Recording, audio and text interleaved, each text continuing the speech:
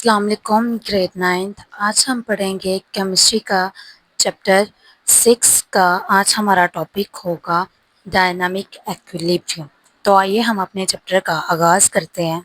सबसे पहले इसमें हमारे पास डेफिनेशन आ जाती है कि डायनामिक एक्विलिब्रियम क्या है।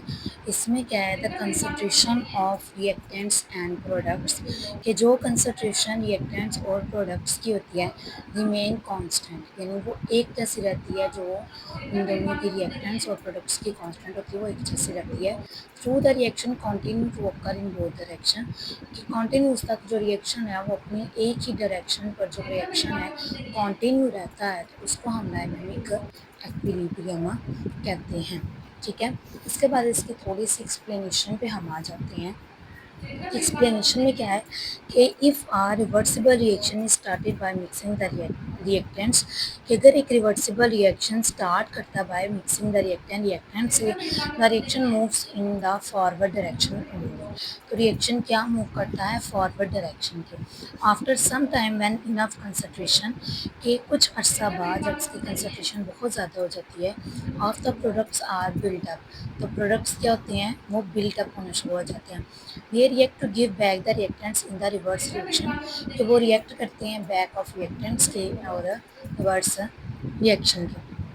The reaction will keep on going in the both of direction until the rate of forward reaction, कि वो रिएक्शन जो है एक दूसरे के डायरेक्शन के until the rate of forward reaction क्या होता है, become इक्वल होता है to the rate of backward direction के।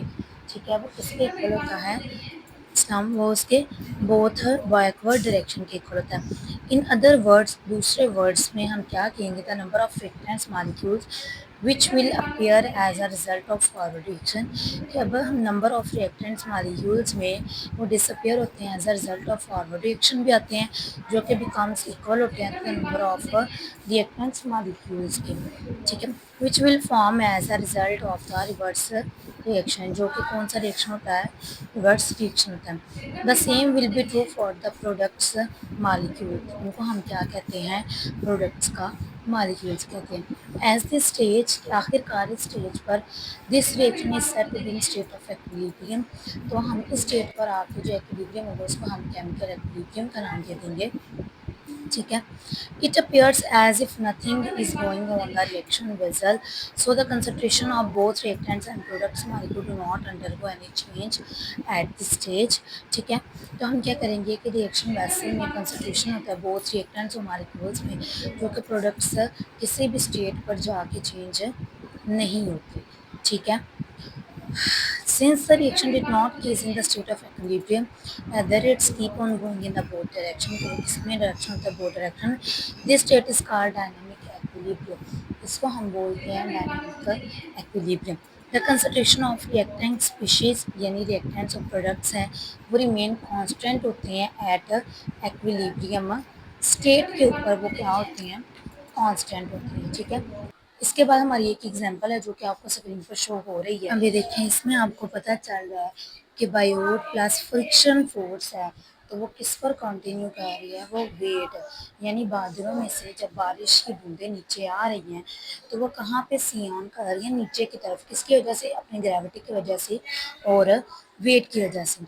सेम इस तरह जो हमारे शमसी सियारे हैं हमारी खला में, वो भी एक दूसरे से क्या है, वो भी एक दूसरे से अपोजिट साइड पे और अपने अपने सर्कल पर गर्दिश कर रहे हैं। ठीक है, अब एक और एग्जांपल है, वो भी आपको स्क्रीन पे शो हो रही है।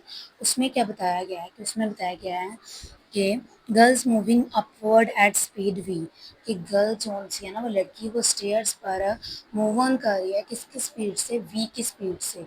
ठीक है, और उसके बाद क्या है कि जो एक्सेलेटर है मूविंग डाउनवर्ड एट स्पीड, यानी जो एक्सेलेटर होता है ना उस पर वो एक्सेलेटर तो डाउनवर्ड मूव हो रहा है, यानी वो नीचे की जानिब आ रहा है, लेकिन जो गर्ल है ना वो मूव कर रही है उस पर अपवर्ड डायरेक्शन पर मूव कर रही है, ऊपर की जानिब जाके।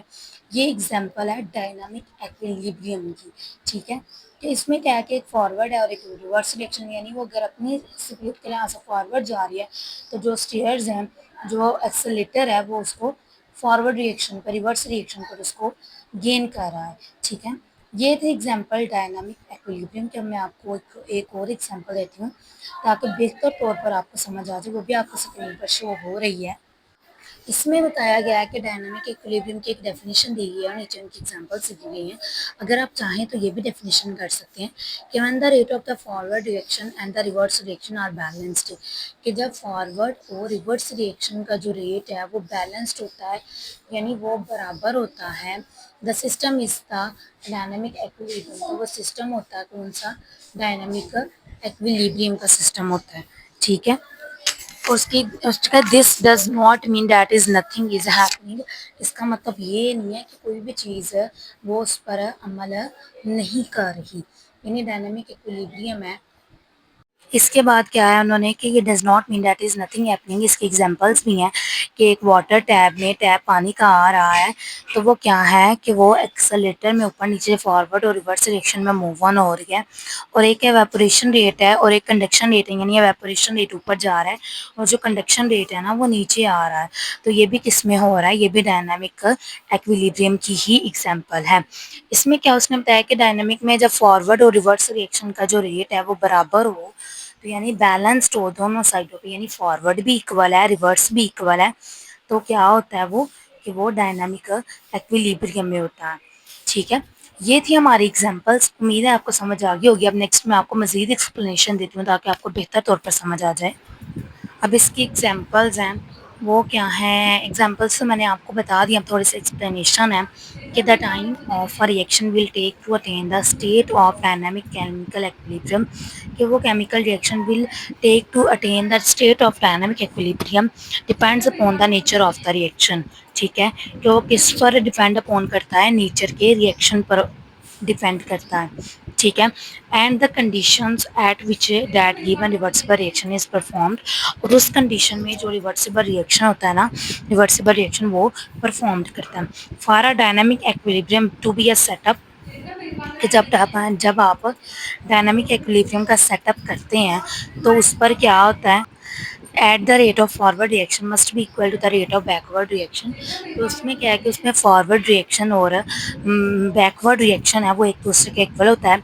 This does not happen instantaneously and for very slow reaction, कि वो रिएक्टेंट जो है वो डिपेंड अपॉन नहीं करता और वो वेरी स्लो रिएक्शन होता है। ठीक है, इट मे टेक ईयर्स, और उसको बनने में बहुत सालों लगते हैं। ठीक है, both the reactors of formation and the decomposition of ammonia are reasonable fast at the around 400 centigrade in the presence of a catalyst, कि जब इन दोनों का रिएक्शन करवाया जाता है तो डिकम्पोजिशन ऑफ, जब अमोनिया की डिकम्पोजिशन होती है तो वो as fast as around 400 centigrade पर होती है। ठीक है, और किसकी प्रेजेंट में होती है? कैटालिस्ट की प्रेजेंट में होती है। ठीक है, the following equilibrium reaction take to 4 to 5 seconds. इनको वो कितने सेकेंड देता है? मैक्सिमम 4 to 5 सेकेंड देता होगा कि हर रिएक्शन को इक्विलिब्रियम की वो स्टेज पर आ जाए। ठीक है, इसके नीचे इक्वेशन है कि 2H2O को जब उसने इलेक्ट्रिक करंट में से फॉरवर्ड और रिवर्स रिएक्शन करवाया है तो 2H2 प्लस O2 सेपरेट हो गया, यानी H2 सेपरेट हो गया और O2 सेपरेट हो गया, यानी ऑक्सीजन भी सेपरेट है और वो भी सेपरेट है। ठीक है, ये था हमारा आज का लेक्चर। उम्मीद है आपको समझ आ गई होगी। ठीक है, क्योंकि हमने आज में बिल्कुल छोटा सा टॉपिक था कि डायनामिक इक्विलिब्रियम क्या है, मैंने आपको उसके डिफरेंट एग्जांपल्स दी हैं। ठीक है, उम्मीद है आपको समझ आ गई होगी। इंशाल्लाह मुलाकात होती है नेक्स्ट लेक्चर पर, तब तक के लिए अल्लाह हाफिज़।